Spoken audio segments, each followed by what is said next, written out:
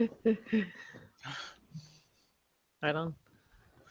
Hey guys, All right. Dave from Nerdarchy, for Nerds by Nerds, and I'm hanging out with a group of nerdettes tonight, and we have a new player to fill out the ranks a little bit for when Vex can't be here. So the other two ladies aren't left hanging. So I want to welcome Jen from Pixelscapes on Twitter. You guys can check her out. She does all kinds of cool art over there. It's pretty amazing. And matter of fact, you pick a winner from your retweets, and you'd picked me. And this game is actually what inspired that monster. So, See, bribery works. So, oh yeah, absolutely. yeah. So when last we left off, Agnetha and Kenna were hot on the trail of the monarch, and they basically tracked him down to this backwater village where he was using troglodytes as muscle, and also experimenting on them, as well as he had a couple dozen eunuchs that he was also using, kind of like my version of the Unsullied for the Game of Thrones fans out there.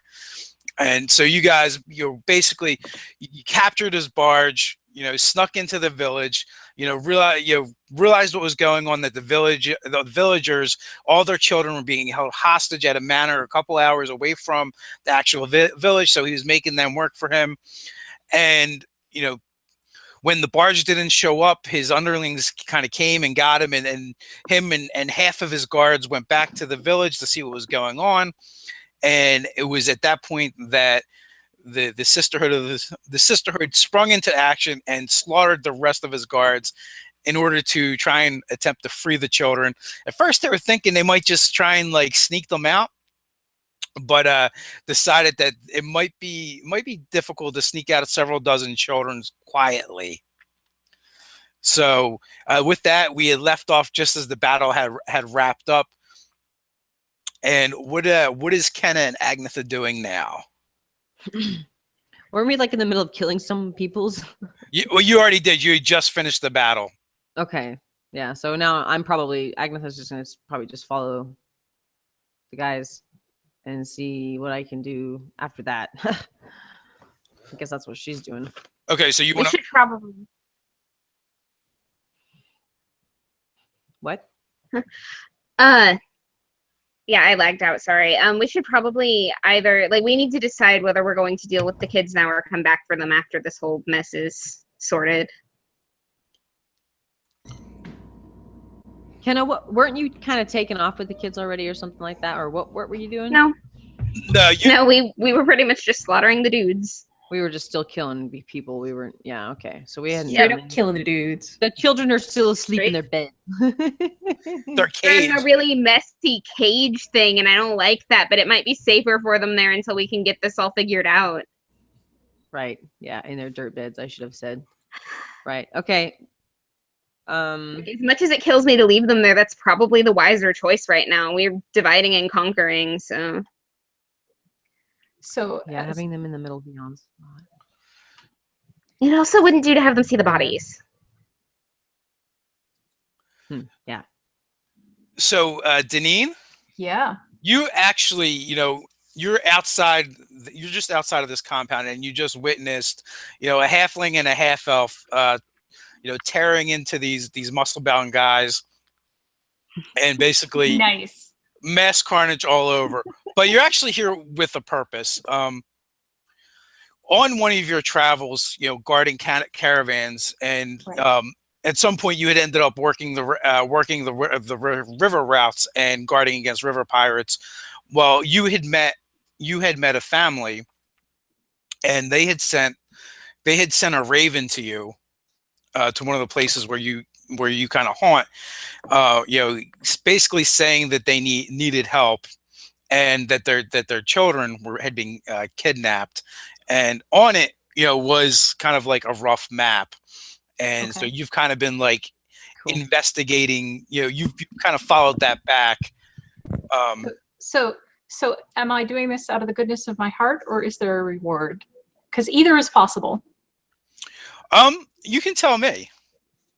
Well, I mean, the raven came to me with some kind of request. So perhaps we will find out if there's a reward when these kids get back to their parents. Okay. So with that, you're still kind of like on the outskirts of everything, and you don't know entirely what's going on, but you know the aftermath of a battle has happened, and you believe like this is the compound. You believe this is where you're going to find what you're looking for. I'm looking at my shred of the map, and this it looks like this is the place. Somebody else may have taken care of my work for me. It's very convenient. And this place is really far out from where you normally go. Like this is almost like the furthest you can get from civilization. Okay. So the real frontier. Exactly. So I just saw these two ladies slaughter everybody. Do I have any sense of, like, did I know the kids were literally kidnapped and that the kidnappers were here? Or could these two ladies possibly be the kidnappers? How much would I be able to infer from whatever the Raven note told me? Okay, I would say you probably aren't really sure what's going on. It's all very chaotic. Right. The only thing is like all the guys, like, so the only things that are really kind of identifiable were all the guys that they were fighting were basically basically these hairless guys, completely bald on top, basically like Adonises, and you know, the only thing they were wearing on their torsos were basically like a weapon harness, and you know a pair of pants, boots, and they were all armed with clubs and short swords, and they all looked very, very similar. There was a odd marking on their harnesses. All right. It's kind of arcane looking, and at closer inspection, actually, the two ladies are actually wearing the same harness, except for one who's clearly wearing when it was sized for one of the men, but it's on a halfling. It's an interesting fashion choice, but you know, if you can make it work, why not? So I guess I've been observing from a hidden position here, and but I think there are kids in there, so I'd like to at least confirm that much. So I'd actually like to sneak up to this building and climb up, maybe peek in a window or something. Okay. So around the outside of the manor is basically like a palisade, and then you over top of it you can clearly see the manor. Give me a stealth check. All right. Let's see. 21. Okay, so you're able to sneak by the two ladies, and you know there's no one else around. There's no other guards, so you find a way. I'm going to say you could probably easily climb the palisades, and so you stealth over, you get inside, and from this side, what you can see is like a large pen, and then there's the manor house. Okay. So they're probably I'm assuming they're in the house, since I could probably see down into the pen from here. But this is a manor house, so it's probably huge, and I still don't really know what's going on. So rather than search an entire huge house for kids at this point, since they aren't immediately obvious, what are these two ladies doing? Now that I have a nice perch from which to observe. Agnetha would probably be wiping the blood off of her glaive in a corner and keeping watch somewhere and trying to be kind of taking a break from all the slaughter that she just kind of did. So we definitely don't want to let them get too much of a lead on us if we can avoid it. We've already been in combat. We've already been fighting these guys, so they're definitely ahead of us. But there's only two of us, and there are probably, what, 6 of them? Yeah, there was 6 of the guards, and then the monarch himself. So Kim is going to be pressing to go ahead and move, because these kids, like, they're probably safer where they are for the time being, as much as it pains her to do it. Right. So we're getting ready. Mhm. Basically, we're just taking a break right before we're about to chase after these guys. Then. Are they talking about what they're doing? Like, can I maybe hear their Yes. plans? Yeah, we'd be talking. Okay. So I overhear them talking about how the kids are probably safer where they are right now, and that they're chasing after these guys. And at this point, I will conclude that maybe these ladies aren't anything to worry too much about, and our interests certainly align. So after one more glance around, just to make sure there's no more of these harness pals around, Deneen will sort of step forward and hold up both her hands to make sure you guys don't think she's one of them, and say, hey down there, I hear you just took care of these fellas. Agnetha's gonna like whip around and like point her glaive. She's just like has like PTSD. Like, Yeah. Hands on It's all Agnetha's good. arm. It's all good. So you see a, brown-skinned, black-haired wood elf up on the palisade looking down at you. Why not so that we can talk face to face? Sure, no problem.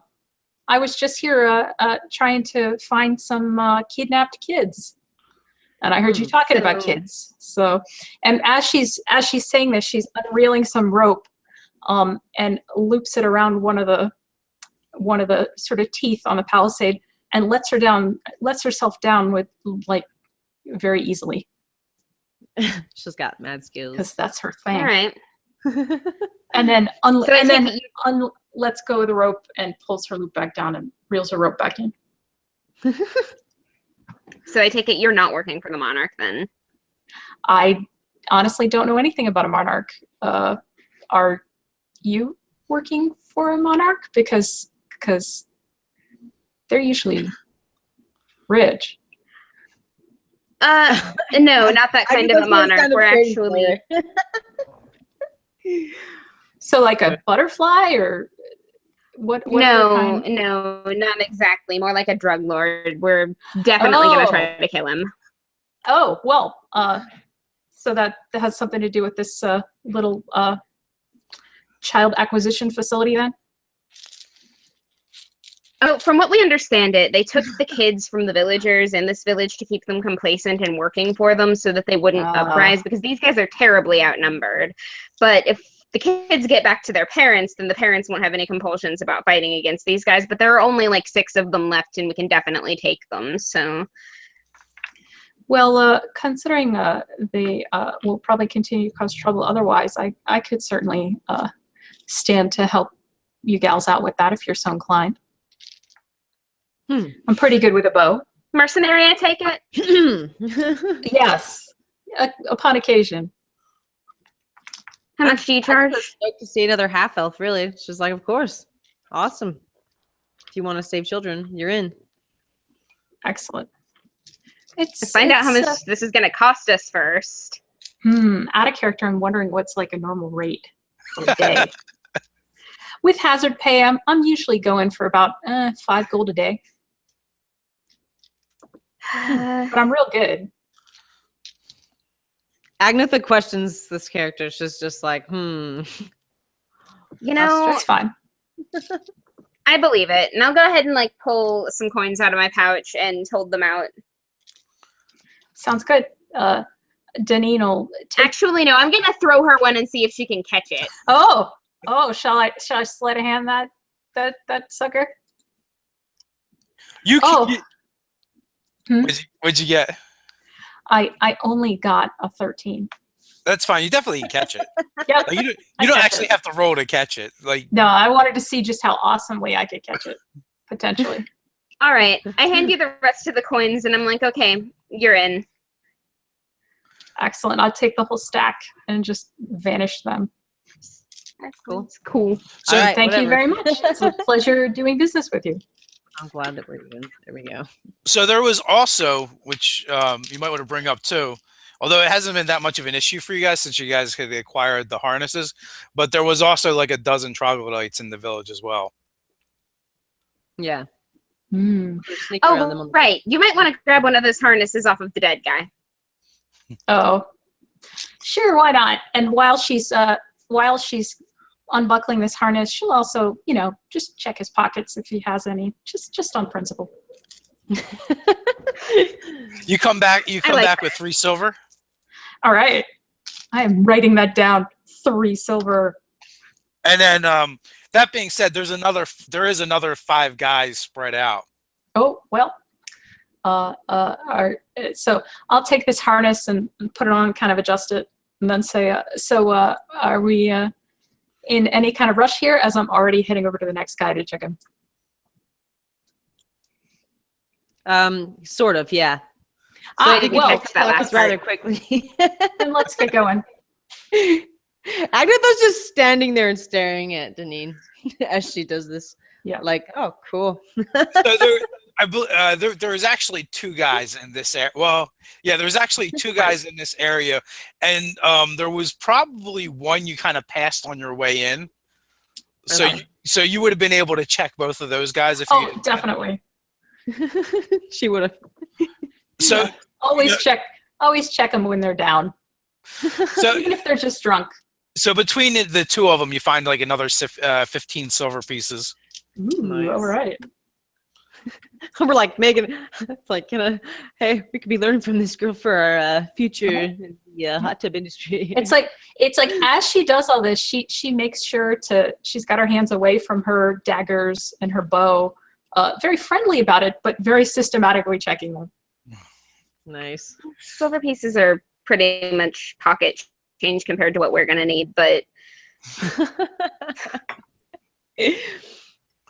But she doesn't know about that yet, so. Funny.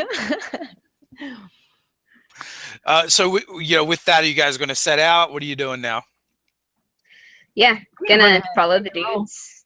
Yeah, that's Okay. gonna start running ahead. Like, hey, Okay. follow me. So Is this officially a city? It's a village. It's a village. It's a village, yeah. Got it. Just checking. Calhoun is the name of the village. If I do it my.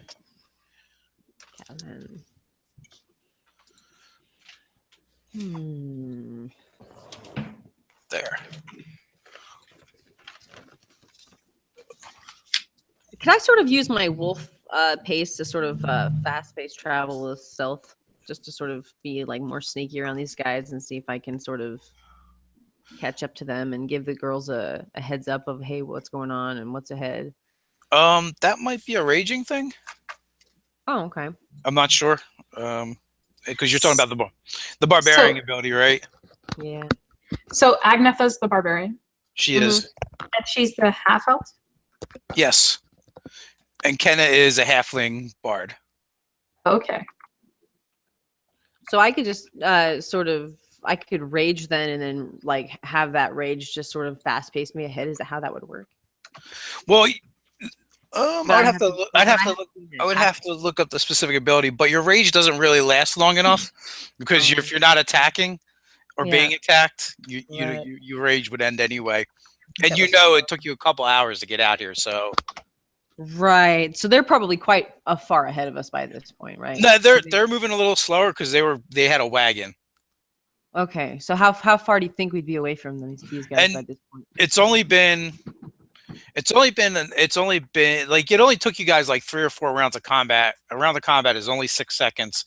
Right. So the actual battle itself didn't last very long. You guys probably spent longer with talking and introductions than you did with the actual battle. So they're ahead of you guys, but maybe by 20 minutes. And you know where they're going, so. Right. There's not going to be anything really in between there that we'd probably have to worry about. Hopefully there's not like hordes of freaking random troglodytes in the woods that can like smell when one of them dies like ants do, and they just come flooding in and destroy us. Hopefully that doesn't happen. That could be a problem. Kenna's passive perception is a 20. Wow. Is that correct? Yes, that's correct. What about the other 2? Deneen's 14. Okay. I'm a 15. You guys actually both noticed something. Okay. there is a sound of scrabbling across the palisades, right around the corner from where you guys are at, and you see a couple of sleek shapes kind of like glide over top of it and into the compound. Hmm. So Deneen is, of course, the one not noticing this, correct? No, actually, you guys all do. Their attempt was rather clumsy, but they are on the other side of the wall right now, though. Well, What? You mentioned troglodytes. What could those have been? Friends of yours, right? Oh, troglodytes are on our side on the whole. At the very least, we can tell them to stand down, and they will. Oh. But then what were those things? Probably not troglodytes. Troglodytes would have been louder. And smellier. And you said these kids are still in there? they're in, Oh, like a separate little building off to the halfling side. squares. Yeah, they're in their own little kind of a room off to the side of it. Does So it whatever seem that like- was, we could stay All and right. figure that out, or else the children's lives could be in danger. Yeah.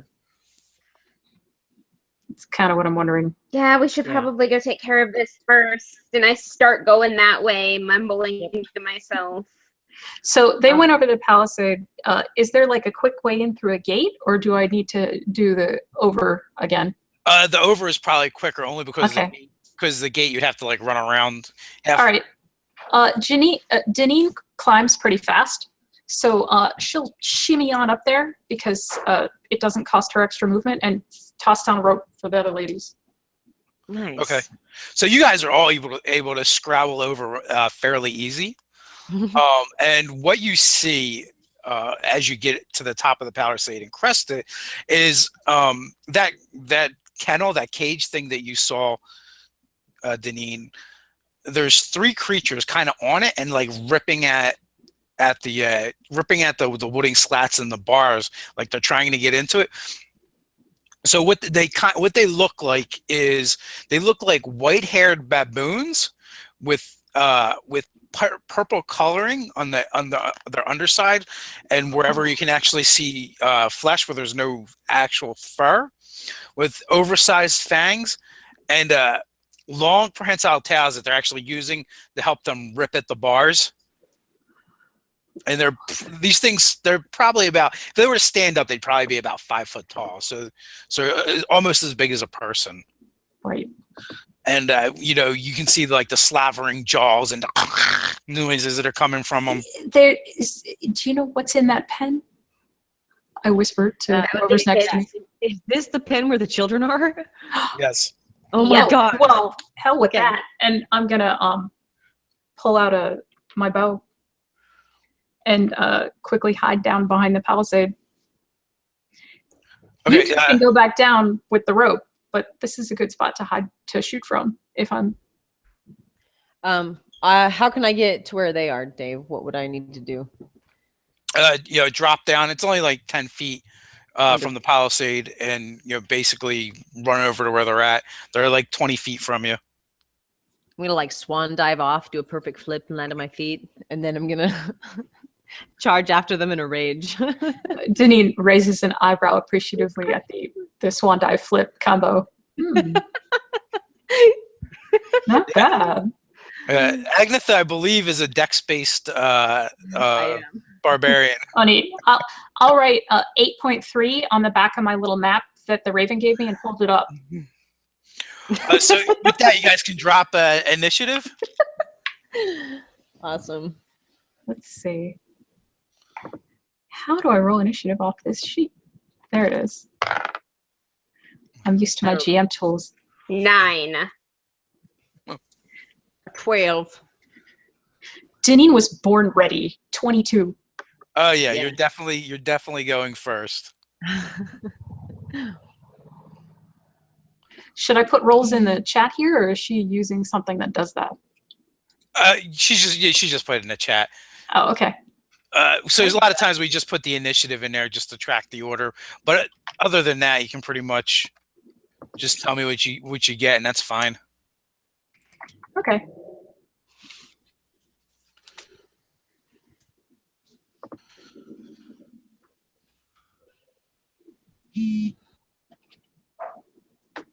Awesome. So, am I first before these baboons? Yes, you are. Am I surprising them and/or sufficiently hidden from them? I will give you one or the other, but yeah, so which equates to the same thing. Okay. So I'm going to attack with my longbow. Nice. I roll a 19, Oh yeah, that absolutely hits. and with sneak attack, that's 23 piercing damage. Nice. So you catch one right, right through its thigh, and then it slams into the wooden slat, kind of like pinning its leg to the bars, and then it howls in rage. Yep. And then I'm gonna duck down and hide again and sneak over to a different part of the palisade. Okay, make a stealth check to see if Sure. they notice you or not. 24. Oh yeah, you easily start sneaking around, and you hear them kind of snarling and roaring, and the one is like whimpering in pain, and then you hear the snap of an arrow as it's probably broken off to pull it out of its thigh. Oh, my arrow! Those Yeah. cost money. Oh. And with that, you then hear the cries of children as they holler. Agnetha and Kenna, where exactly are you guys at right now? Well, I'm probably, Oh, just you're headed running towards them. Yeah. Okay. All right. So Still on the wall at this point. Agnetha is the most visible, and the three of them leap from the kennel and begin go to meet your charge. So this is where things might get interesting.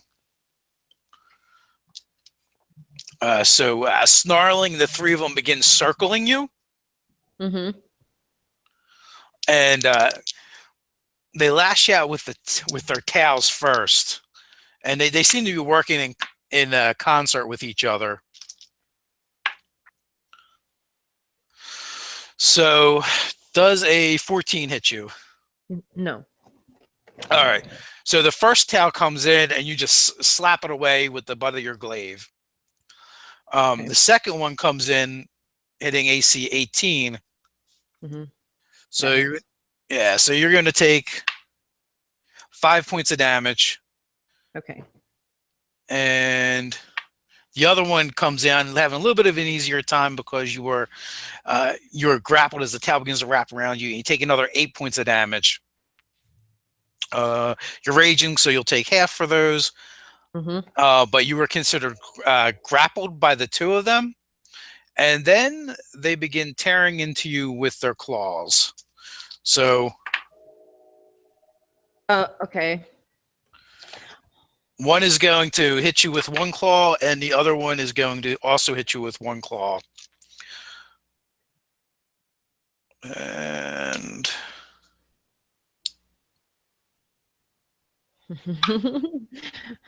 I'm like, do your worst, fools. so that's another 8 points of damage. Okay. And the one that did not grapple you looks up and realizes that there's another quarry within the grounds as well, and it begins bearing down on Kenna. AC 14. 17. Okay, and the other one is a 16. So you get your shield up just in time, catching both of the claws on it, as well as the bite. It's pretty much gnawing on your shield at this point, and you're just barely keeping it off of you. And the other two, one of them that are engaged with Agnetha, one of them sinks its fangs into your shoulder for that hurt a little bit, for 11 points of damage. And so they've all gone, and two of them are basically their tails kind of wrapped and coiled around Agnetha. One is like trying to pin her arms. The other one, her knees together, and you know, at the same time, it's just a flash of claws and teeth. The other one, the one that's been already injured and is bleeding profusely from its thigh, is looks like it's lost a lot of blood. I mean, there's a trail from the kennel all the way to Kenna. That one, you know, is basically all over your shield, and it's just your shield that's kind of keeping them off you. So with that, Agnetha, you are up. Agnetha's gonna rage like a bear. All right, so you have to make an escape check in order to get free of DC 13. 18. All right, so that's the first one, and the second one. 7. Okay, so you get out of the first one. You're not able to get away from the second one, so you can make your attacks, but at disadvantage. Okay. Which might be a good time for you to use your rec. Well, it's up to you, but you do have your reckless attack. Yeah, that's kind of what I was thinking about too. Okay. Okay, so that'd be a 12 to attack for the first. 12 total. Uh-huh. Okay, it easily just moves out of the way. Glaive bites into the ground next to it. Okay. And for my second attack, it would be 13. A lot better. Same thing, ducks out of the way. Shit. Okay. And you know, those of you that are this close to them, you can actually see that there's actually some intelligence behind those evil eyes. They're like dodging me, and I'm like angry and like just slicing, and they're like getting out of the way. All right, Megan, you're up. All right. Got to get this thing off my shield so that I can give Agnetha inspiration. I'm going to attack it. Yes. Okay, so that's 13 for my first swipe. Okay, same thing. It just kind of ducks out of the way. Actually uses your own shield to block it. And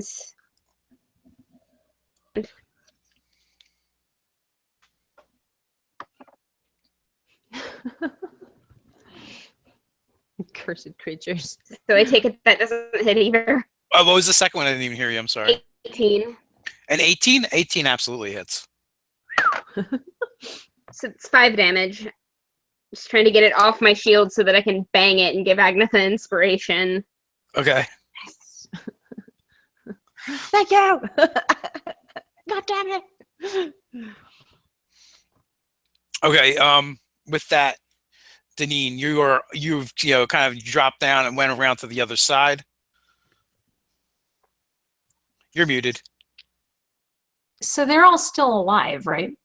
Yes. And there's the one bleeding profusely. There is the one bleeding profusely. And that's the one she hit, but it's still alive? Yes. Well, and there's 3 of them total. Sounds like. So let's finish off this bleeding one. Because that's just not something we should have to continue dealing with. So I roll a 25 for 26 piercing damage. Okay, so that takes it right in the back of the skull, slamming it up against Kenna's shield, and then it just kind of slides to the ground. Right. Glad I paid her. Yeah, no kidding. That's all you want, man. We'll find you money. That's pretty awesome. And then I'm gonna try the same deal of moving away and then being relatively stealthy just in case I need the extra boost on my next turn. Okay. And I get an 18. Okay, so they are definitely distracted, and now no. Okay, so they seem completely oblivious to your presence. They're engaged with what's in front of them.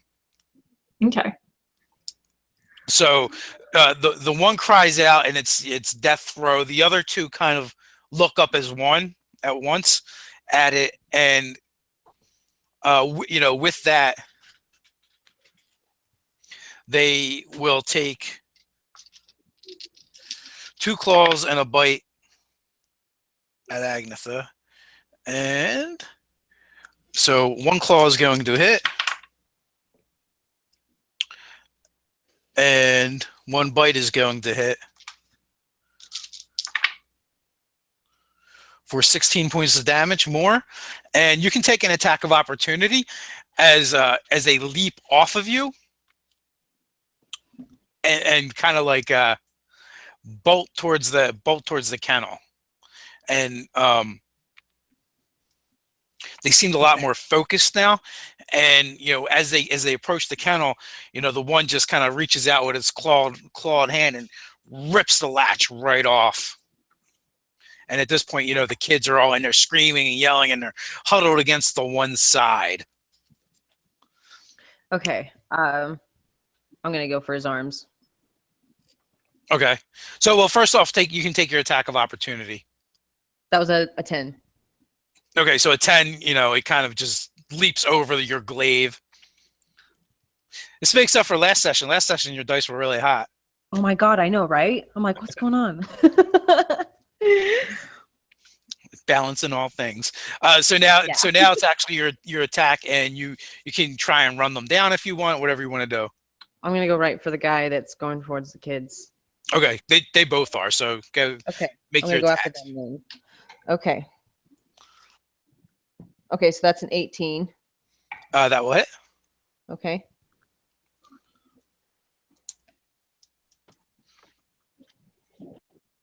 And that was 7 to damage. Okay. And then my second attack, 19. So that's good. That will hit. 8 to damage. Janine is relieved to hear some hits down there. Can I also take my inspiration here where I can add that to my damage or? Yes, you can from Kenna. Yep. Okay. +3 to damage. Okay. So your glaive, so you run them down, your glaive lances out, smacking the thing, about its shoulders and its backside, catching them with a flat, leaving huge welts as you go. So they both duck into the kennel now. And Ken is up. Agnetha, how's your health? I'm still okay. I'm fine. Okay. I actually have quite a bit of health left. So you're fine. All right. Excellent. In that case, try and come up in close and also attack. Like it from where I'm standing to the kennel that they just entered. So it's like 20 feet away. Okay, and then I still have 5 feet. Can I get between them and the kids, or is that too far? You'll be right at their backside, so they'll be just between you and the kids. I am slashing at the backs of knees here. Like an a-hole. Does a 14 the hit? best way. A 14 Get their assholes, Kenna. A 14 does not. He tucks his tail right at the end. No, that's a 2. I hate rolling a 2 because if it were a 1, I could re-roll it, but I can't re-roll a 2. He tucked his tail. That's so funny. So the top of the order. Now, though, they do have some cover from being inside the kennel. Is it half cover? Yeah, it'd be half. All right. Well, I still have advantage because I was hiding, so that cancels out the cover. Yes. So it would just be a straight roll, correct? I believe so. All right. I've gotta... Oh, which is unfortunate because I roll only a 14. 14. It just plinks off of one of the... Oh, you know what? Okay, so that's what I thought. Cover actually isn't disadvantages. It's actually one of the few things that just... Oh, it's a minus. It just changes the number and gives them a bonus to their AC. I couldn't remember. Wait, so then that means I still have advantage. You do. That is correct. Well, in that case, it's a 22. Well, in that case, it plinks off one of the slats and slams into one It's of a them. trick shot. It went off a bar and then into one of them. Yes. Nice. Excellent. Because I didn't want to hit Kenna, so I just angled it around her. Nice. You gave me the money. So how much damage was that? Oh, 28. Dang, she hits hard. That's my thing. That's what she. This So- is my jam. So that actually deflects off the slat and catches it right in its mouth as it was opening its mouth to scream. So it explodes out the back of its head right over top of Kenna's head. Why And don't I she live kind of in gets showered with in blood monkey on me? brains. Well, I didn't want to get the kids dirty. I figured you could deal with it. And then I'll do my usual let's try and hide routine. Okay. So the remaining one kind of does a quick look around at the kids and then singles out one of them and kind of dives on it. Kenna can make a attack of opportunity. Biatch. And actually Agatha can too because you have a reach weapon, so you're probably close enough. 4 damage. So fierce. Okay, so I'm rolling for an attack. Yeah, attack of opportunity because it's leaving your threatened area.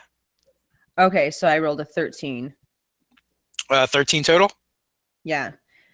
Okay, so it dodges, and it seems to hone in on one of the kids, and it scoops that one up, in its claws, and kind of throws it over its back, over its shoulders. But instead of grabbing it with its claws, it just kind of cocoons it with its tail, and then bursts through the other side of the kennel cage. I can't use my movement to try to trip him or anything. Oh yeah, on your turn you can absolutely go after him. I'm gonna do. Oh man, that's making me mad. But you have to be careful because behind him, between you and him is kind of the kid.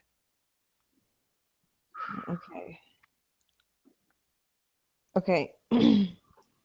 So now what do we? Who's to? Is it my turn? It is. Yeah, it is actually your turn. Okay. So I want to definitely stop this guy from leaving with this kid. So I'm going to try to stop him, I guess. But I think I'm gonna just try to grapple him or something because I can't hurt the kid. I can't be using my glaive. You could absolutely do that. You could just throw your glaive on the ground and tackle him. Okay. I'm gonna just fast attack him with my fast movement. So give me an athletics check. There we go. Okay.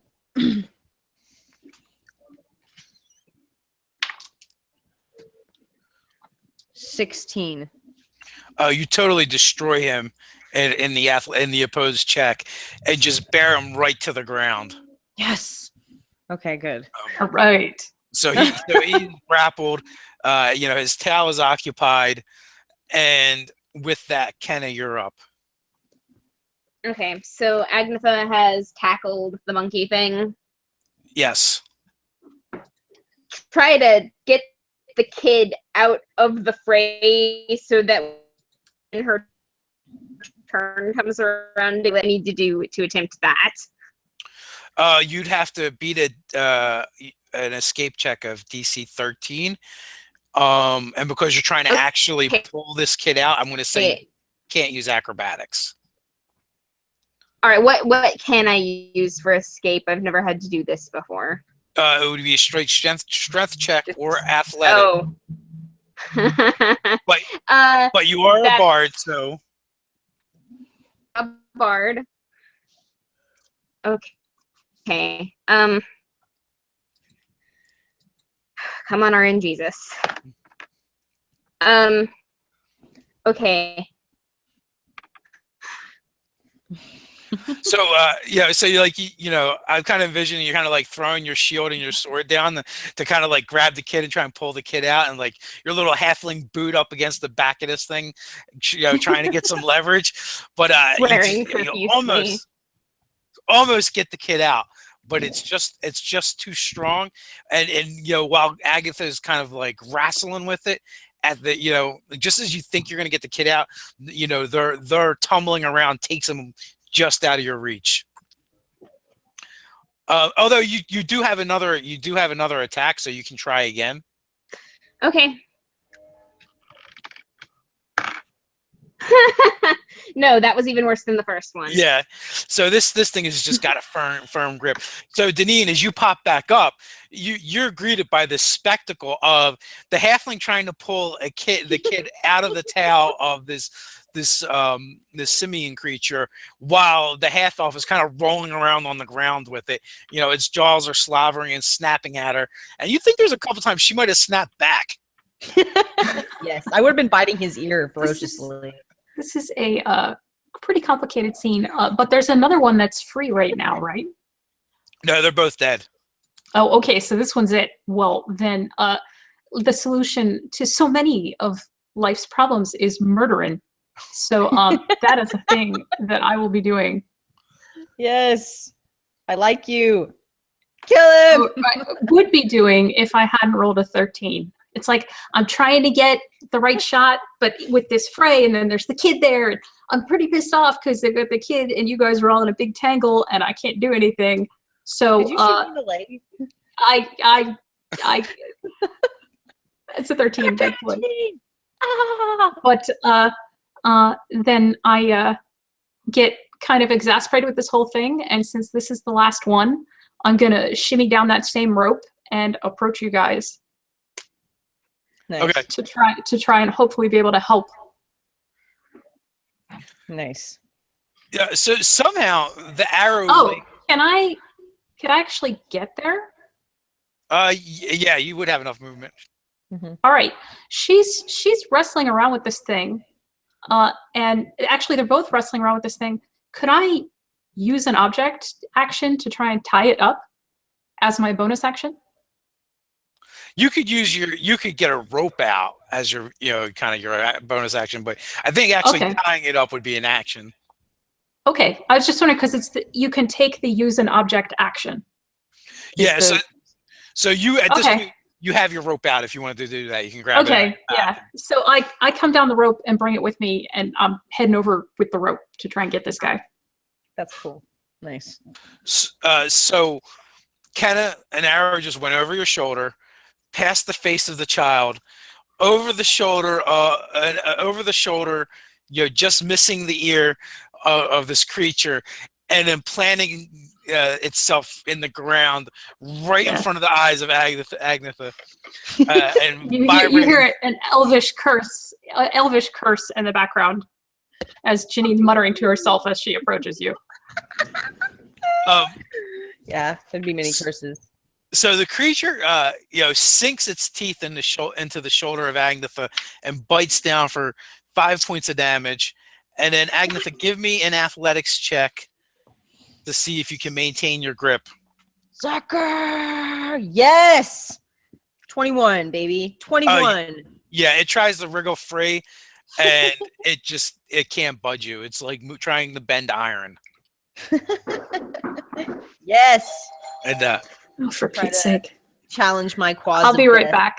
Okay. That's another quote for Agatha. Quads of death. You could never wrestle out of those. Oh my God. The quads of death.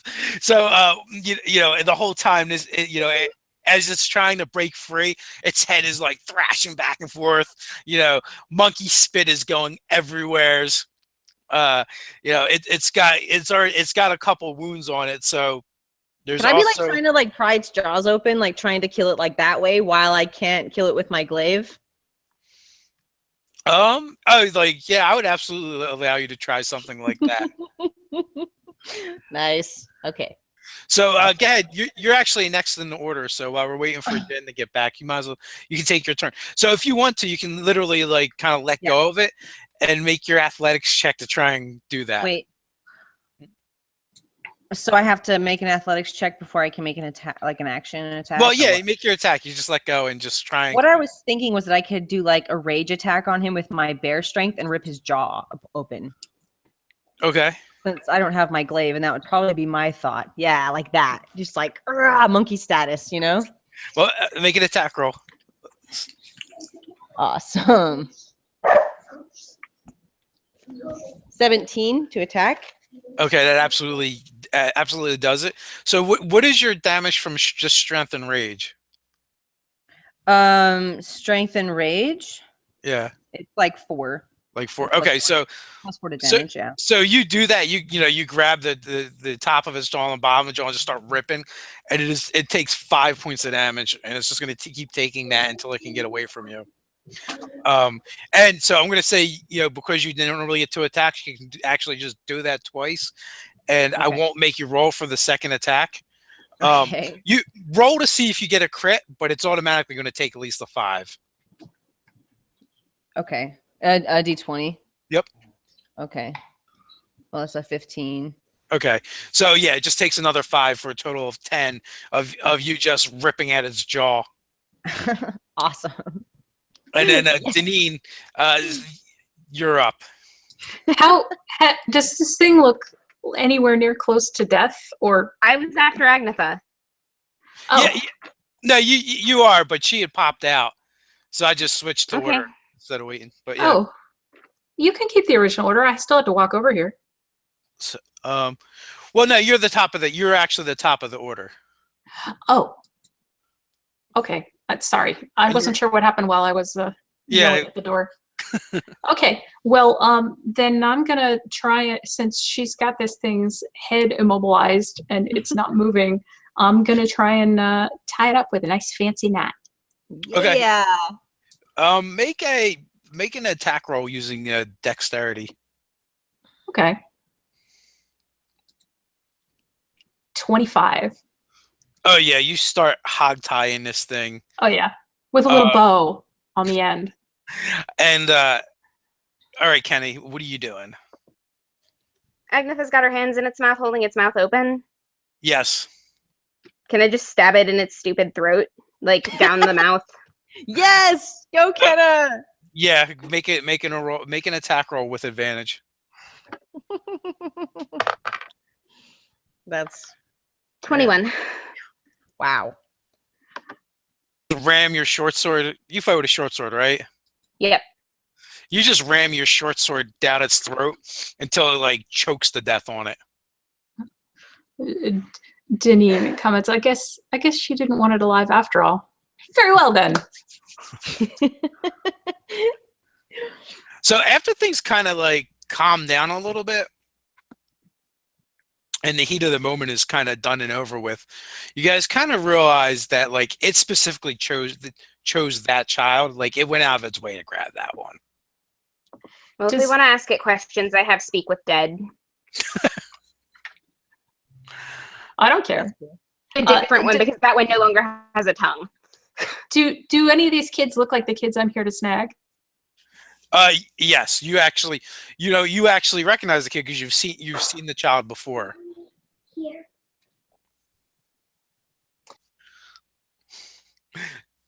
Speaking of children, they appear. Yeah. Speaking of children. So here's the one thing though. You don't actually know if they have a language or not. Well, in that case, it wouldn't have mattered if we kept them alive or not. But the point is, the kids are safe. Yes, the kids are safe. Although you won't be able to keep them in the pen for safekeeping anymore. They can definitely wander. All right, let's round them up then and try and calm them down. I'm like going into lullaby mode and just trying to be, because I'm small and less threatening than the other party members. So I'm going to like make sure none of them are hurt, cure the ones that are, see if I can get them to mellow out some. Agnetha's gonna maybe get a fire started and try to get the kids just around it and have a little bit of light there in their fear. Okay, so you start rounding up the kids and kind of calming them down, and Sorry. it's okay. I had a tribute gift and song that I had to sing. So sorry. Fantastic. These things happen. Yes. So one of the little girls is named Cindy, and there's a little boy named Liam. Those are the two that you were looking for, and they're Okay. definitely amongst them. You've seen them before when you were escorting one of the barges up and down the river. They had been traveling with them. Okay, so if the kids are here, is this the village that they live in? Yes. Oh, okay. So I know that their parents are local and that they just sent to me because they needed me to come here. Okay. Now I understand why I'm here. So I say, Cindy and Liam, do you remember me? Janine? And so they're definitely looking a bit sheepish and scared, but yeah, you were the lady on the boat. That's right. Everything is okay now. I'm here. Your parents asked me to bring you back. And my two new friends and I are going to stop them from bothering you all ever again. So with that, they kind of like rush forward and each, hug a leg. Yeah, and they're young too, like 3 and 5. Janine is totally cool with this and probably actually comes across as if she's pretty good with kids. She scuffles their hair. We like half elves here, so we all get along with these children. You did such a good job being so brave. Halflings, I mean halflings. We've been with halflings for the last little while, so we really like children. Oh, you did not just compare us to children. Agatha, we're gonna have words when we get home. You're gonna get her riled up again. Uh, So what are you guys doing now? After a little while, you do manage to get the kids. They're calmed down. For the most part, they seem intact. We are going to form a daisy chain and start taking the long way around. And if you guys want to go track down the dudes unless you want to take the kids, Agatha and I can take care of the guys, but we need to get them back to their parents before. Here's a good thing. We have another half elf with us. Who is very good. I mean, not half elf, a wood elf. Thank you very much. Yeah. That can help us track and maybe get these children to safety, so we can use your skills either to guide them back to the ship, while I, as a barbarian, No, we're not taking them to the ship. Wait, so what Their are we parents doing? are here. Or we're gonna take them back to their parents. Their parents are Right, local. Right. I can sneak them through the woods pretty effectively. Okay. And I do know where their Well, parents live based on this little map. Okay. Okay, in that case, not just the two that you were talking to, though. All the kids. Make sure all the kids get back to their parents. Oh, there's more of them? Okay. So in the meantime, I'm like giving you this look, like. Yeah.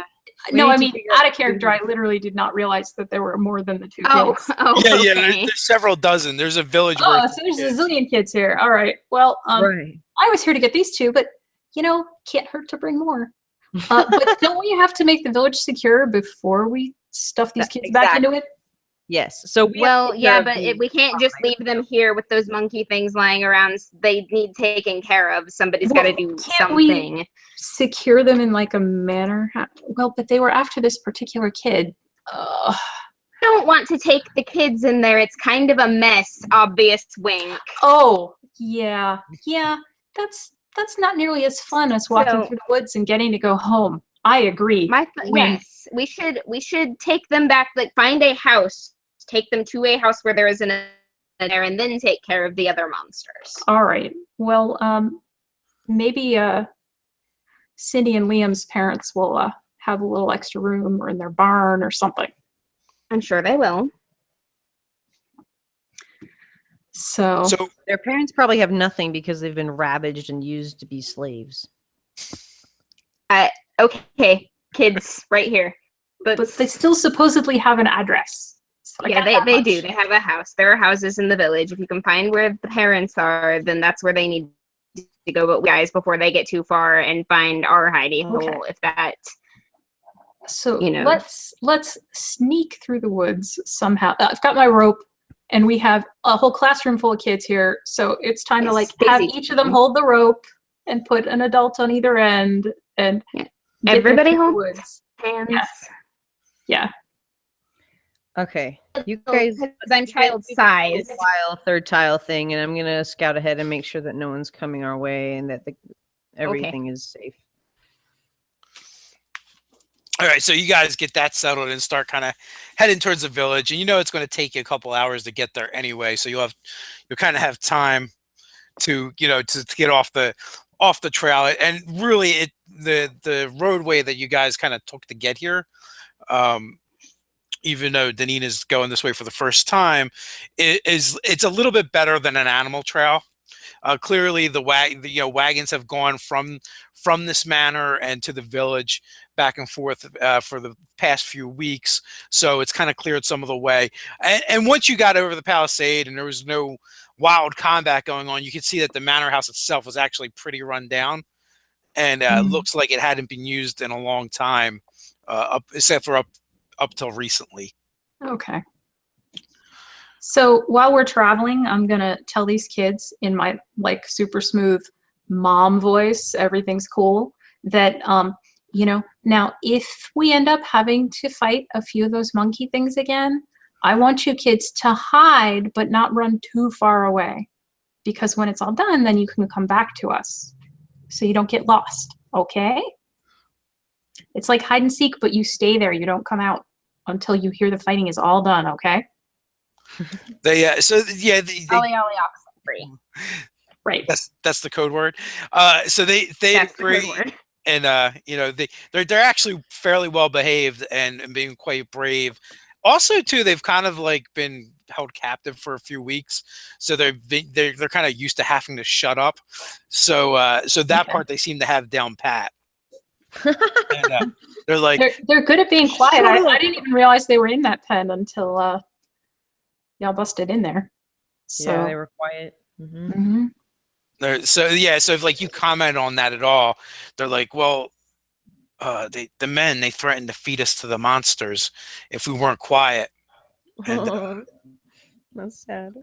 and they also, so at one point they do break down a little bit and talk about one of the other villagers, one of the adults that was unlucky and was fed to the monsters, and you kind of gather it was done to make an example. And so ever since that, the kids have been super super well behaved and cooperative to their handlers. So the one that the creature grabs, his name is Angus, and he's one of the older children, probably like a tween, with brown curly hair and green eyes. And he's like, why did that thing grab me? Not really sure about that, but do I still have Darewood's short swords? You do. Okay. Okay. I believe you took them. So. Well, I am going to hand him my short sword because he's old enough. Like he's probably like 12 or 13, right? Yes. Okay, I'm gonna be like, listen. Just in case something happens, hang on to this. Keep the other kids safe, and if something tries to grab you again, at least you won't be unarmed. I'll get that back from you when we get back to the village, but you shouldn't have to go without a weapon. You're old enough that you can handle this responsibly, right? You're not gonna cut anybody. You know how to hold a blade. His little chest kind of puffs up with pride, and he's like, "Yes, ma'am. I definitely will. I won't cut anybody." All right, I trust you. Show those monsters, but hide if you can. All right. So with that, you guys make your way to the village, and it's just before the pre-dawn light. So you definitely hear sounds up ahead of it. It's actually a lot noisier than it should be for this hour. And you hear men yelling and hollering. Oh, that's not good. So you said you're expecting a fight, right? Oh yes. So we can't get there? Well, so you guys are just on the outside of the village now, and it is just a rinky-dink village on the side of the river. Basically one road. There's basically one road through it. There's a town center. There's maybe 30, 40 dwellings. So there's nowhere obvious we can like stow these kids while we go figure out what's going on. Maybe like in the woods outside the village, or you could maybe try and sneak them into one of the houses on the edge. I think a house on the edge would be more defensible and the better idea. Yeah, and the neighbors all know that the kids are gone, so. Yeah, and so as you guys get closer, from the sounds of that are drifting out from the village, it sounds like everyone is being gathered to the center. Oh, so maybe there's nobody in this house. So when you do get to one of the houses on that, and you kind of like look in there, it's dark in the sense that there's no lamps or anything, or fireplaces lit.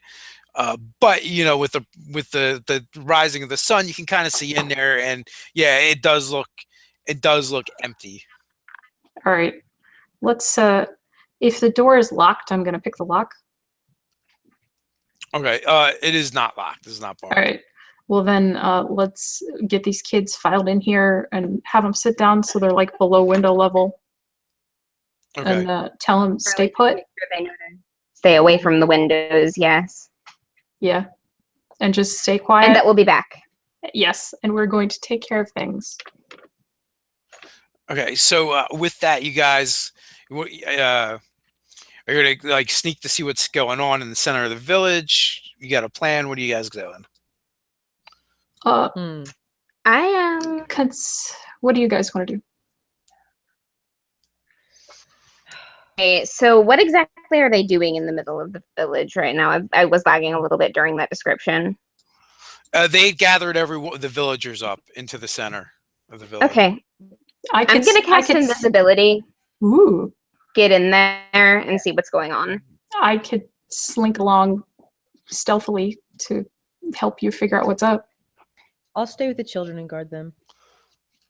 Okay, so when you guys do that, you see Deneen for the first time. You're seeing these people, and Megan, you recognize some of these folks from last time. One is like kind of on the dock on the docks. There's all the troglodytes, and they seem agitated and angry. They keep kind of trying to cover their eyes, and actually from here, Deneen, you smell them before you even really get close. Oh. And yeah, it smells horrible. So there's a bunch of adults from the village. They're all gathered in the center, and in a semicircle there is 8 of those guys wearing the harnesses. That basically they all just look like basically like angry Chippendales, angry hairless Chippendales, and they're brandishing clubs, kind of menacing and threateningly, while there's a bald speckled guy with a white goatee that is pacing back and forth in a long overcoat that is with his arms clasped behind his back as he kind of is walking back and forth and huffing and puffing a little bit. His long coat kind of falls back in tails in the back. On each one of the tails is this imprinting of a butterfly, but on the wings are these like death head skulls. And oh, that's our man. That's the monarch, huh? I say to invisible space. Oh yes. All right, did I notice your face scrunching up when you smelled the troglodytes? Sure, I'm not invisible. Okay. I'm hiding from them. Not. I'm gonna take out one of the little things, the anti-smell things boat, and put it in her pocket. So you'll feel this weight, and I'm like, use that.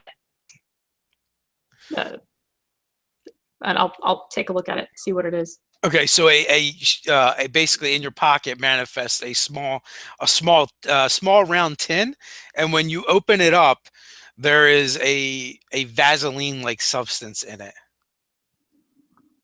And it smells like something that is not troglodyte, I take it? No, it actually doesn't smell like anything at all. Matter of fact, Aw. when you bring your nose close to the tin, you don't actually smell anything. I'll experimentally put some and see if that is how you use it. That exactly. You put it like just on the top of your lip, Okay. on your nose, and you cannot smell a thing. Much better. So- well, let's go get Agnetha, because All right. Quick question. obviously The getting ready for troglodytes on the docks, are any of them Kresk? Like, these are the troglodytes that were just in the town, right? They're not our troglodytes. Yeah, they're the ones that were in the village, and also one of the things that you kind of saw when the monarch was kind of like pacing back and forth was, he's kind of got like a bandolier with different vials in it, and also he's got pouches, and it looks like his pockets were full of stuff. Okay. Yeah, let's get Agnetha. We're definitely going to need her. All right. So I'm assuming this is going to be a fight. And so after we get her, I'm going to ready an action to... Well, we should probably talk to her about what we Yeah, want let's to do talk to her before then. we... Okay. So we go Okay. back and get her. Okay, explain so the situation. so the three of you are together. All right. Can we take a break and can I get some healing? Oh, All right. Yeah, I can cure wounds. Okay, because I'm probably going to See. need that. so although she hadn't mentioned anything about it before, Deneen sort of offhandedly, Deneen watches this procedure and then sort of offhandedly says, I could help with that too if you want. Of course. With Agnetha, she's really slow to trust people, so she likes you, but she's also just sort of like, okay. I think I lagged out. What just happened? Deneen is watching the cure wounds, and then very casually offers, I could help with this too if you need it. I actually spend a lot of time hanging around the temple back home. Mm-hmm. Okay. So how So much of my health is actually cured from this? Cure wounds is 1d4 plus 4. How much do you need? I can use a higher spell slot if you need more than that. I am missing 24 on my points. Okay, so we're gonna go with a level 3 spell slot in that case, and that's 3d8 plus 4.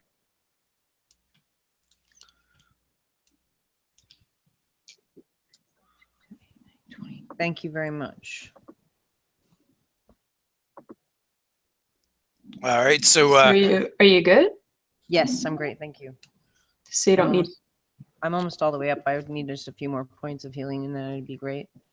Mm, With a little bit of a rest, though, I'm sure that I'd be okay.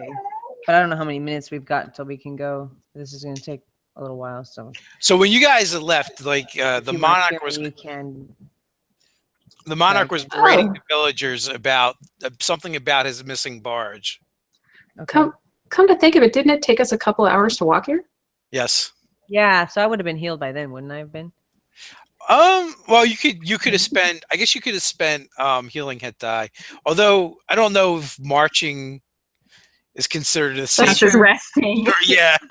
Yeah, probably not. So yeah, Never I'm good mind. for now. If I need your help, I'll scream out. All right. Well, if you're expecting a fight, there's something I can do right before the fight that should help us. There we go. All right, what is it? What you got in mind? I have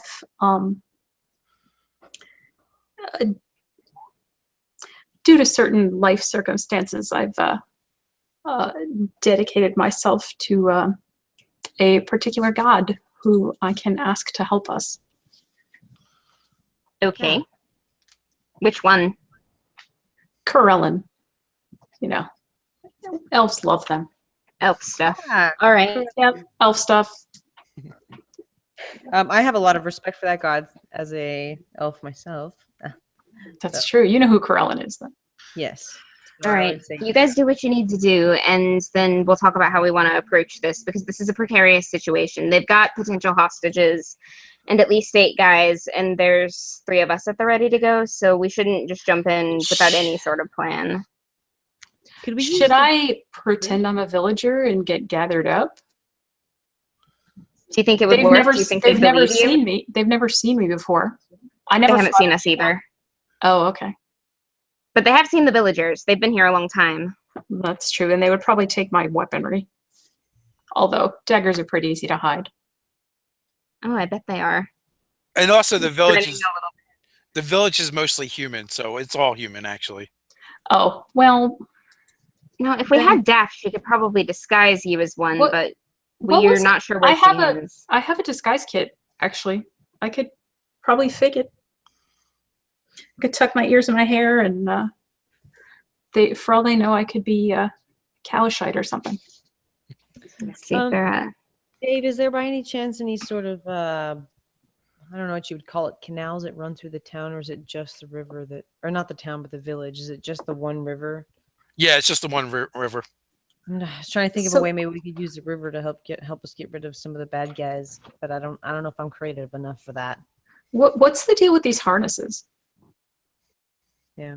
There we go. That they help you somehow? What is Oh, they are the thing that they have been using to control the troglodytes. If you're wearing one of them, the troglodytes have to listen. They sort of magical sigil. So We could. turn We're that hoping on. to take them home when We have a barge full of troglodytes. out of their harnesses and do the same thing. well, if they have to Wearing listen, harnesses. Yeah, if they have to listen, then we can actually use those troglodytes To them too, because they're also wearing harnesses. so we could just tell them to That they're also wearing the harnesses, and we can say attack. And Yeah. also, I'm a little bit more opposed to making them do something against their will. So I don't know how much of you heard of that you heard, because Megan's yeah, internet not a lot. Sorry. Megan's internet's sucking a little bit today for some reason. But basically the problem they had last time was they had harnesses, the bad guys had harnesses, so the troglodytes end up really not listening to anybody. Yeah, so it's the But bad is it- things that. Go ahead. Is it just the monarch that has the harness, or does he have some men in addition to these troglodytes? No, they're all wearing. And if we manage to cut them out of their harnesses, the troglodytes get really upset with them and like to grab them and tear them apart, which is a good Ah. thing.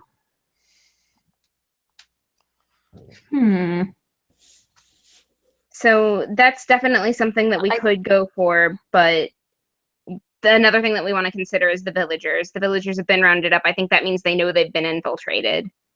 Or they think the villagers had something to do with it. Could we tell the troglodytes to cover their ears and then they wouldn't hear any subsequent commands?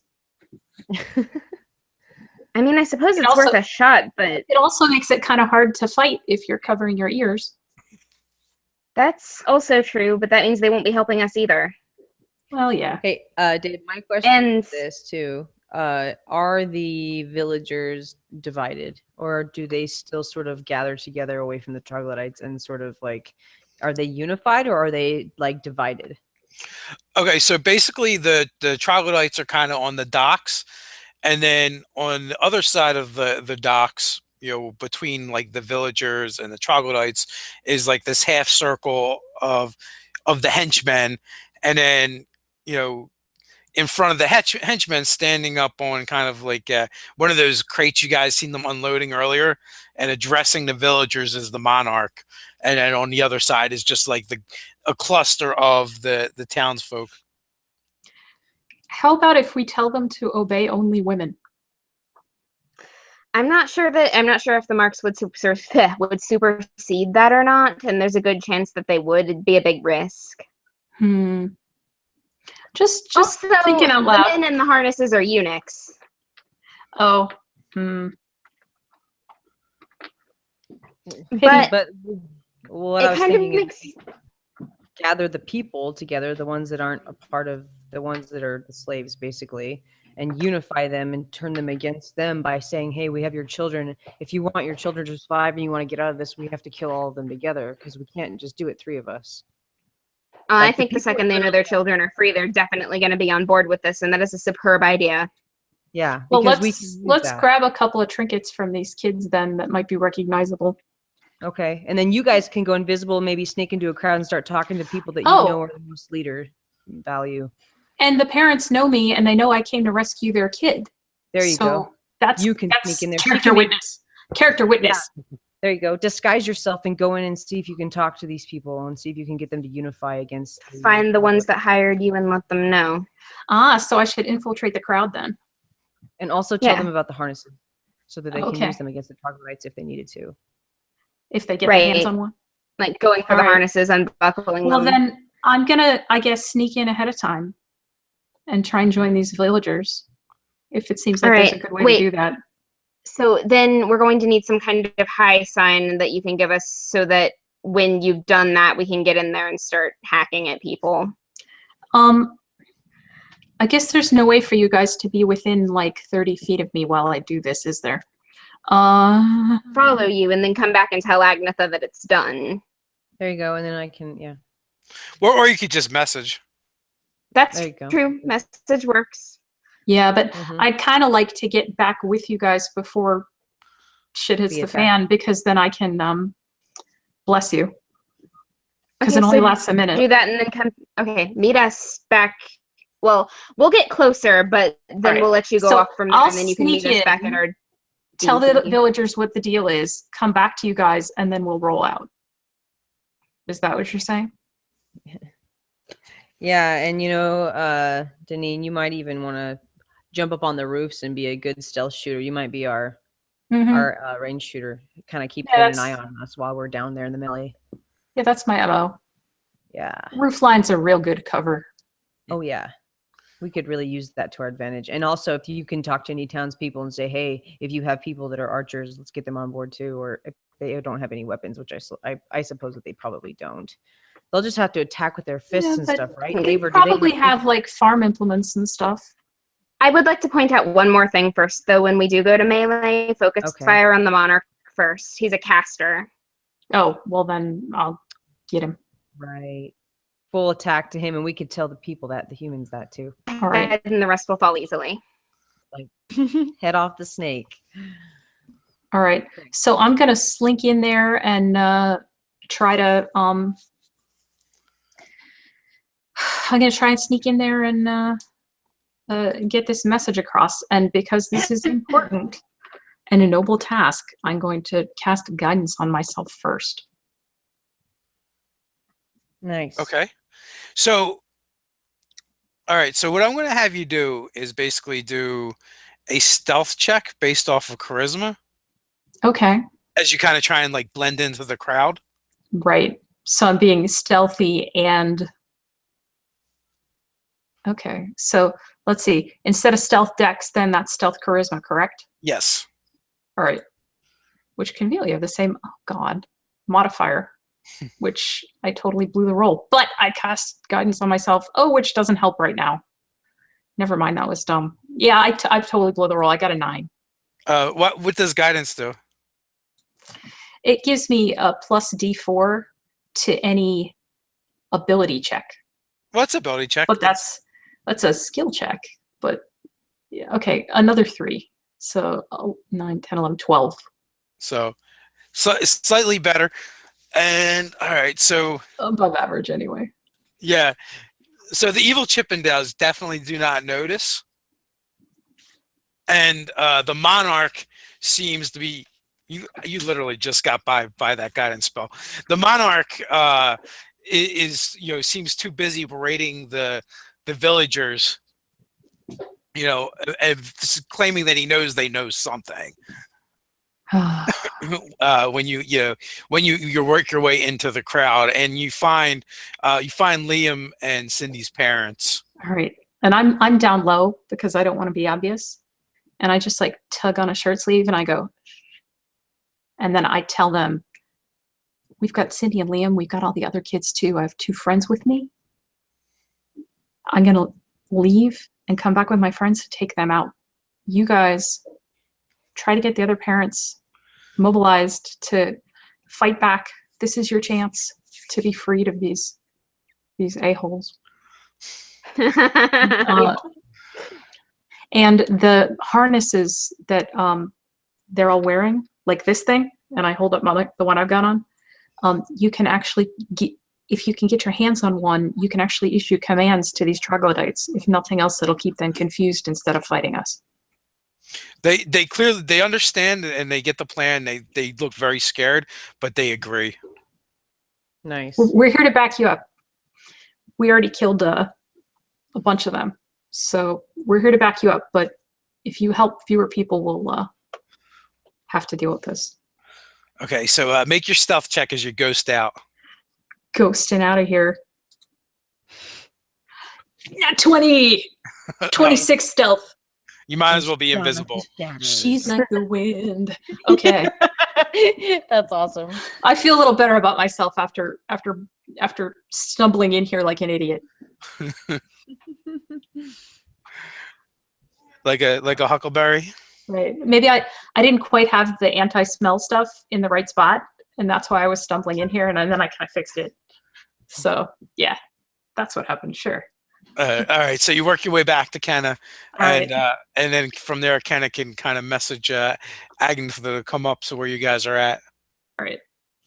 All right, I'm going to bolt the doors and try to lock or, I don't know, like tell the oldest of the children, like, hey, here's the sword that Kenna gave you. Keep it close. I'm going to lock this door, okay? If you need to get out, I'm going to show them like an escape route and try to make sure that if something bad happens, like a fire, they could get out. And then I'm going to meet up with you guys. Okay. All right. When we start getting in here, I want a greater invisibility, but it's only up to a minute, so I'm going to wait until the last possible moment to actually cast it. But that's how I'm going into combat for this. Okay. All right. And mine's only a minute too, so I'm going to cast Bless on everybody. And what is that exactly? Gives you an extra die 4.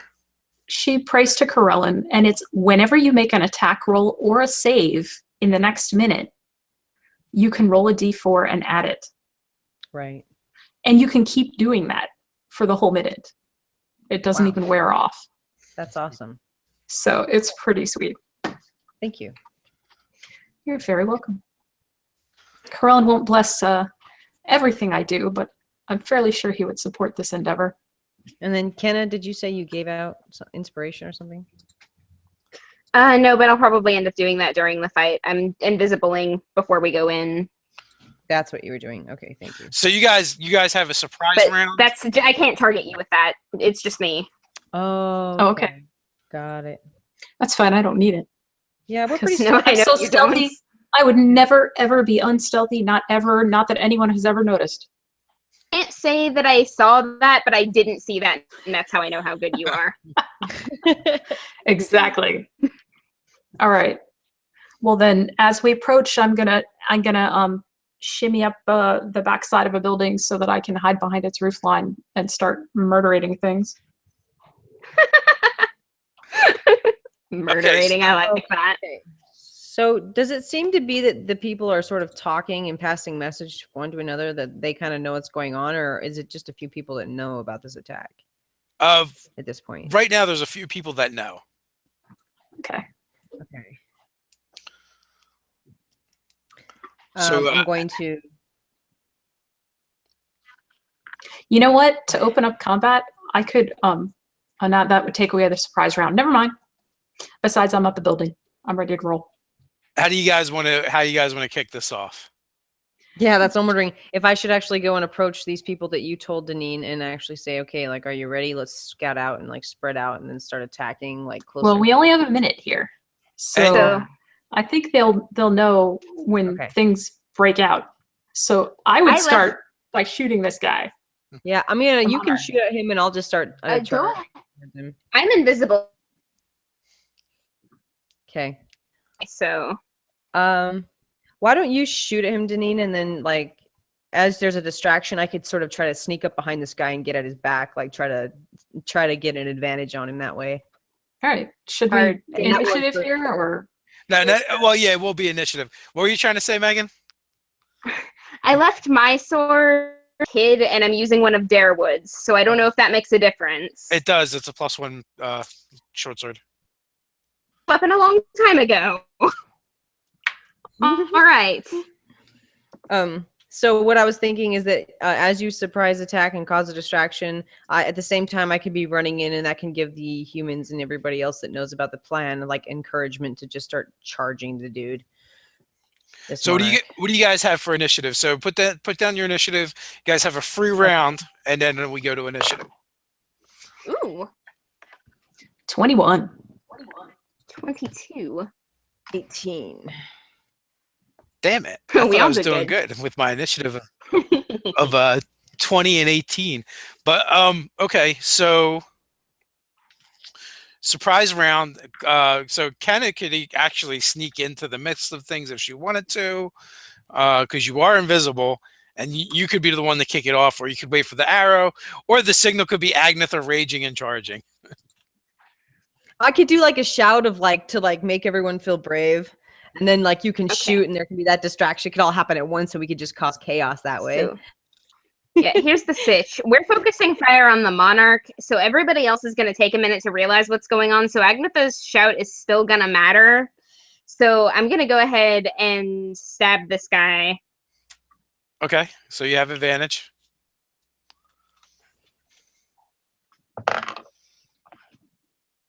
So that's 19 for the first attack. That will hit, and you know, as your blade, you know, slides towards him, it meets some resistance that you don't actually see, but then finds its mark. All right. That's 5 damage, and second attack. 26. That will absolutely hit. 6 damage. Nice. So Excellent. you see the monarch jump as if he was just goosed. He's wearing white, right?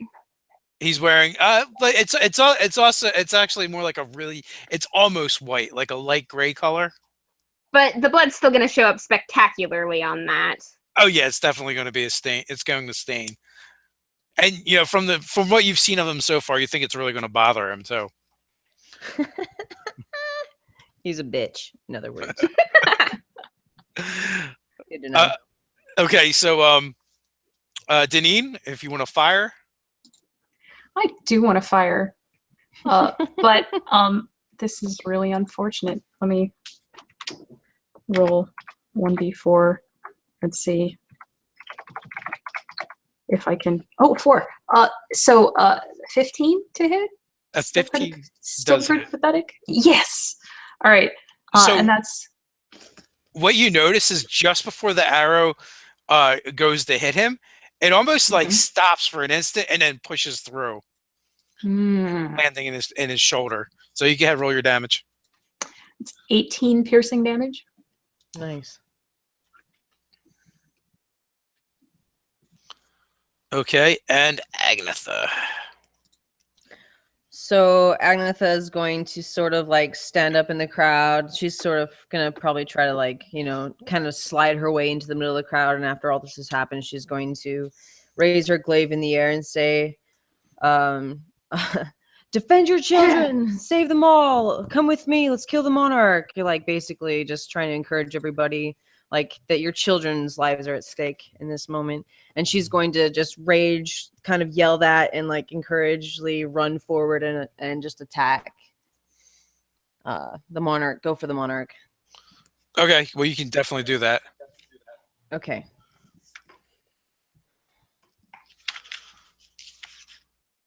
$23. A 23 will absolutely hit.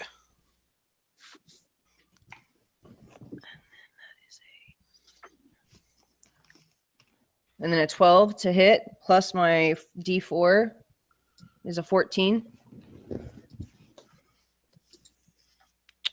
Yeah, plus your D4. Yep. So Okay. 14 on the second one. Yeah. Okay, that will miss. Just that. No, that was the damage. Oh, 14 damage. Okay, my bad. Yeah. And then 9. And then that was a 14 to attack on the second. And that will miss. Okay. So that stops just before hitting an invisible barrier. Hmm.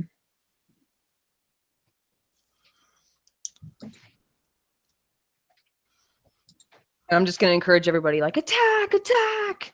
She's just going to start screaming it to encourage everybody. And then with that movement, with my movement, can I just try to get closer and just try to basically put myself in his view? Kind of let him know I'm not afraid of him. Well, you're right in front of his face pretty much. Oh, of course. Okay. Awesome. She's all up ins. I'm all up in his biz. And okay, so you guys actually all go first. You guys rolled like, well, everyone. Well, first. Okay, so Megan goes first with 22. And I'm still invisible, so it's 22 for the first attack. Oh, that will absolutely hit. 7 damage, and 24 for the second attack. Nice. Damage.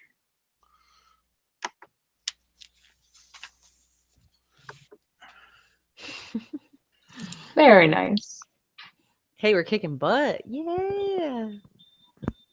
And how much did you do with the second attack? 8. 8. Oh, that's a lot of damage for you. Yeah. Did you use your D4? Sounded I don't like know. she I didn't don't need think to. I don't think you can add that to the damage. Yeah, that's just It's the on hit. the attack roll. Oh, that's the attack. It's on attacks and saves. Yeah. Yep. Oh, in that case, my attacks were higher than that. Yeah, much higher. But it doesn't really matter. I hit Yeah. him anyway. All right, so you are up, Deneen. All right. Well, I'm gonna pop out of hiding and shoot a guy.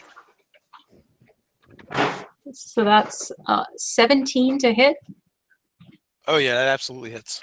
for 33 piercing damage. Wow. Oh, man, you freaking kick some butt. Rogues do one thing with their one attack, but they are designed to do it very well. It's freaking awesome. Nice new lapel pin. Yeah. Well, he's got a pair of them now, and all kinds of slash marks, basically from the waist down, and then the glaive that opened up the front of him, and he cries out in pain, ah, and throws up a hand, and lets out a few spidery words of magic, and with that, he Oh, and I'm gonna hide after I shoot the guy. okay. Again.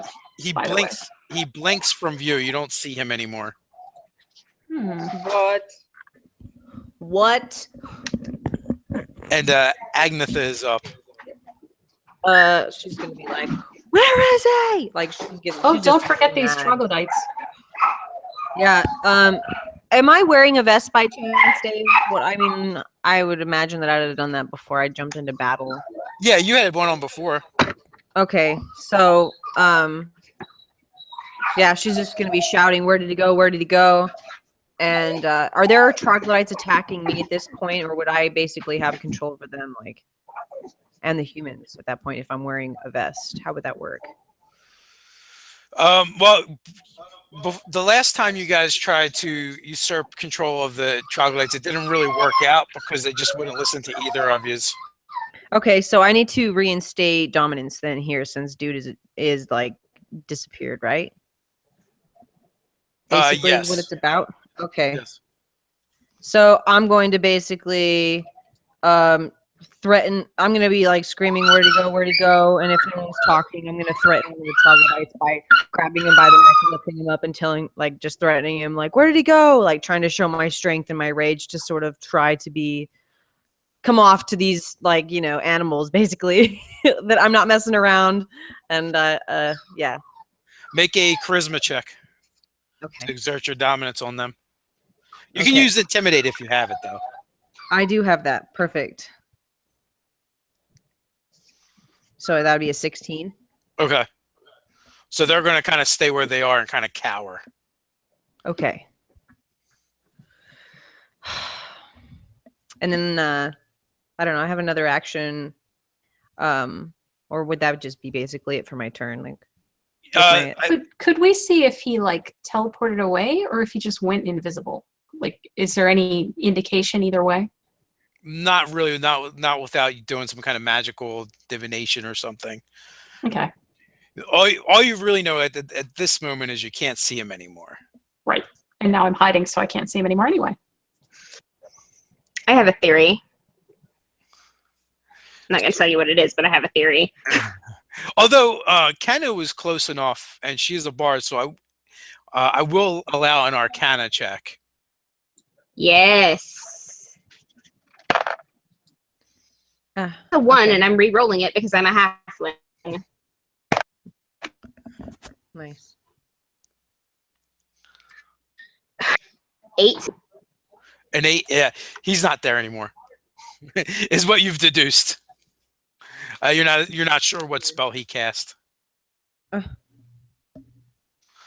So with that, the only visible target around is Agnetha. So the 8 evil Chippendales begins circling around you, and they have their short swords and their clubs out. Okay. But I have another attack, so I'm going to just basically stare at them and start like kind of like shouting and like hitting my chest, and then I'm going to swing a punch at one of them, or I don't know if I really want to kill one of them. I just basically want to, state my don't like. It kind of took your action to kind of quell the troglodytes. Okay.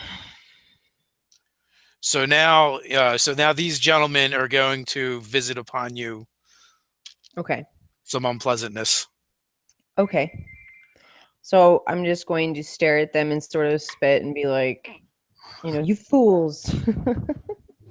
You're going to Agnetha them, huh? Yeah. All right. Let's see. Do I have enough D20s is the question. The answer is always no. Yeah. That's true. All right. I've gathered up all the D20s I need, I believe.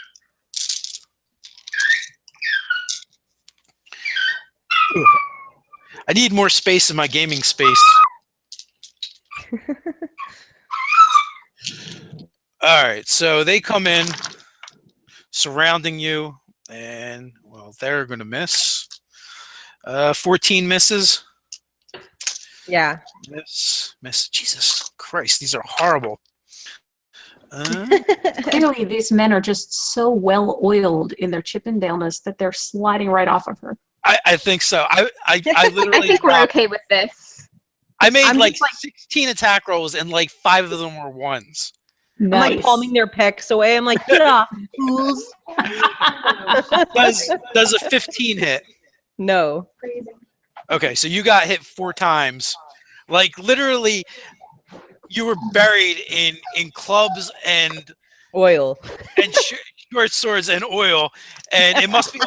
I think what happened is they probably got in each other's way more than anything.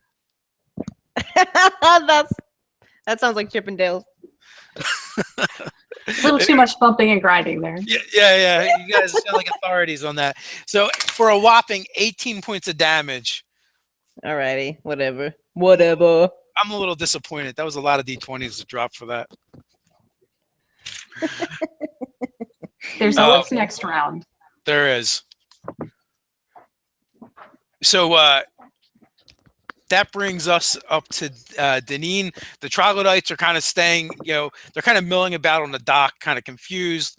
The villagers are looking around, and it's at this point that the ones Liam and Cindy's parents cry out, the kids are free. They freed the kids. We can fight back. And so like that, it's going to take a round for that to kind of register. And you're up, Deneen. All right, so I pop out fully expecting to shoot the monarch again, and he is nowhere to be seen. Would I have to use my action to try and discern where he is? If he's invisible, he'd have to be stealthy to not hear him. Right, yeah. Well, the only thing I would say is the troglodytes are milling about. It's a pretty chaotic scene. Yeah. But would it take my action to try and figure out where he is, or do I just automatically know? I would actually let you make a perception check, so you'd have to use your Did action. Did we skip Megan again? No, well, wait a minute. So, maybe we did. Yes. Yeah. Okay. I wasn't sure if something had happened again or what was going on with that, but she no. can go ahead and finish her turn, and I'll just take mine after, and we can go back to normal afterward. It's hard to notice you halflings, that's all. Oh, so short and little and cute. So, do I need to do a perception check for him? Would that take up my action, or? No, just a free action. You can just make a check. Okay. Oh, a whopping 6. Never mind that. I'll just shoot at a Chippendales guy, I guess. Okay. So they're all surrounded by they're all surrounding your allies. So you can get sneak on any of them. Plus you're popping out. Oh yeah. Yeah. So that's a 25 to hit for 24 piercing damage.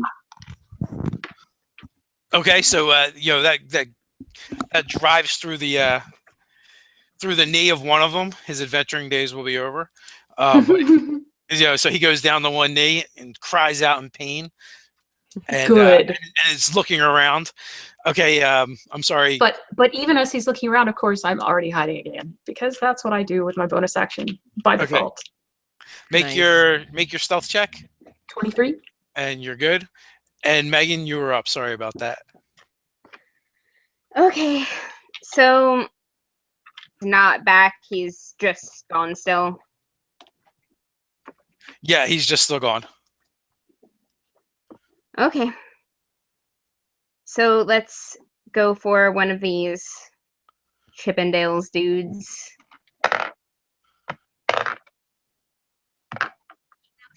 $22. Okay, 22 absolutely hits. 5 damage. And 8 for 9 damage. Okay, so the one that went down to one knee, it was at the perfect height for you, so you're able to figure eight your short sword, and just open up his neck, and he goes down in a gush of blood. Excellent. Woohoo! And then I will use a bonus action to grant inspiration to Agnetha, because once again she's taking all the damage and probably needs it more than the rest of us. Wonderful, thank you. Okay. Agnetha's just gonna be like, "Yeah, do you see that? Do you want more of that?" And she's gonna be shouting at the Chippendales, like, "Come at me! Is that what you guys want? You want blood?" She's just basically freaking out, and all she can think about at this point in her rage is the lives of the children and them meeting back up with their parents. So she's a little bit, she's in the moment, in her rage moment. I kind of want to threaten one of the closest one to me by sort of like kicking him in the neck and like seeing if they're gonna just be on our side yet, or if they still need to kind of get their asses kicked before they start like following our lead. So you guys have dealt with these men before, and they don't surrender, they don't back down. And if you remember, the ones that you guys actually were defeating, instead of being defeated, they actually killed themselves. Oh, never mind. So that's probably not going to work. Oh, well then I'm just going to attack them then. If I know that my dominance isn't going to do anything, I'm just going to start killing them.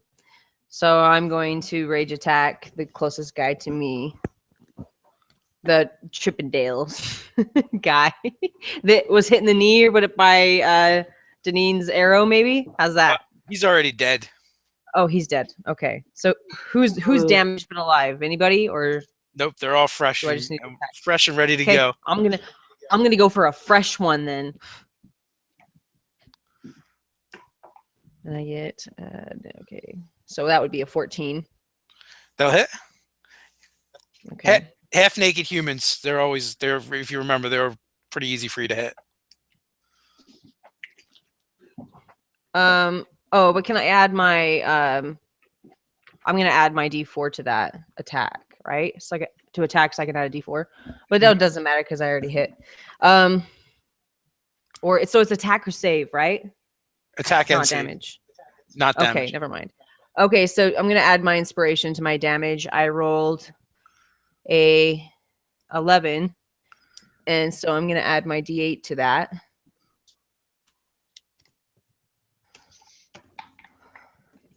And that is a 6. Okay. So yeah, 17 to damage. And then for my second attack, Nice. I rolled a 20. So I'm gonna use my what is it? My Great Weapon Master. So No, you can only use that. You have to call it before you use it. before I roll. Yeah, So- if you have Savage Attacker, you can use that though. Oh, okay, there we go. Oh, okay. I think And I was Savage really Attacker confused. is just roll 2 sets of damage and take Right. the better. Right. Okay. Thank you. Oh, yay! 6 damage. Oh well, that was my still second damage. roll. My first roll was really low. Oh my god. Yeah. Unfortunately. Damage is Really damage. good. It's all good. That's right, baby. Damage isn't damage. A- No, it's not. A chip off the old Dale. Very good. So Okay. the crowd actually surges forward and grabs one of the guys and pulls him to the ground and just starts pummeling him. Nice. Yes. And then Megan, you're up. All right. So, how many of them are left? There are 6 of them.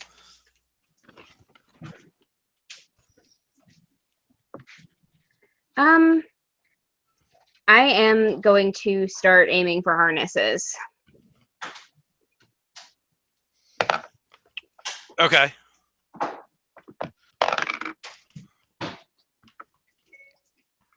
$23 for the first attack. Okay. 9 damage. All right. So do I get it? One more time.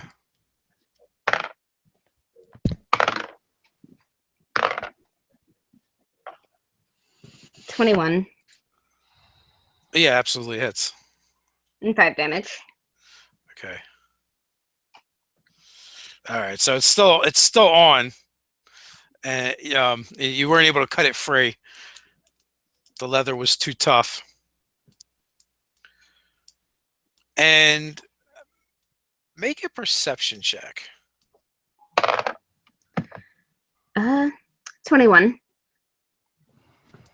21. Okay, so what you absolutely see is the monarch appears near the dock and kind of jumps off, and in midair turns into a carp and splashes into the river. Make a mental note of that and make a mental note that the next time we come in contact with this guy, silence him before anything else. Okay. So with that, let's see. Megan, you went. Deneen. You know, I have a pretty high angle. Did I see this carp? And can I try to shoot it? before it give- swims too deep. Yeah, give me a dex check. I mean, not a dex check, a perception check. Let's see. No, I just a 10. Okay, you notice a splash in the river. Yeah, I'm more focused on the fray here. So I'll get back to picking off Chippendales. So let's see. 23 to hit for 32 piercing. Hell yeah, dude. That You gotta love advantage. It's nice. It takes yeah. one of them right through the ear, I like it. and his body just jerks oddly as he goes down. And she grins and tries to hide again. Doesn't do as good of a job. She gets a 15. Okay, you're a bit out of range for them anyway, and they're not really paying attention. So that is, I believe, 3 of them that have gone down. So there's only 5 of them left, and you're up, Agatha. Okay, I'm gonna just keep attacking. And okay. What's that? So if you want to, before you tell me what you rolled, if you want to use your great weapon fighter, now would be the time to do it. I was gonna ask you if I actually have to mention it before I roll, or if I just have to mention it before I tell you what I roll. No, no, Okay. you just have to state you're using it before you roll. Okay, yeah, great. I would like to do that, I think. Okay. Because these guys are really easy to hit, so it's your best. It's one of your better opportunities. I rolled a 10. That's Okay. like in total. So yeah, did you add your die for? Not yet. You actually, that hits. An 11. Okay. Okay. And then for my damage, I rolled a. Oh, is that the right one? No, yeah, that's the right one. Okay, so that would be 10. A 10 to damage. Okay, is that adding a plus 10 for Great Weapon Fighter? And then plus 10 for the Great Weapon Fighter, right? So 20. So 20 damage. Okay. There we go. And your second attack? Okay. I'd like to use it again. Okay.